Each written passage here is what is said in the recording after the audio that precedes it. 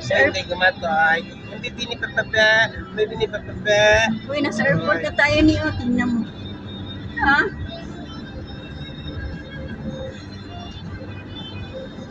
Sakay na tayo papuntang Bohol.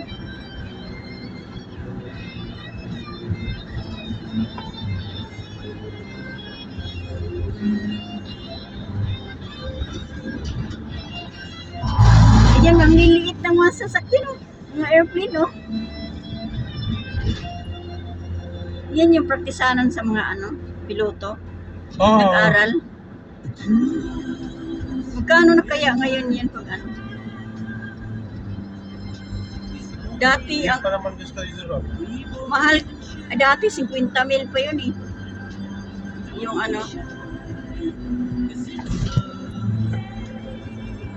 50 mil sa Philippine Airlines, mag-ano ka lang. Parang pa lang,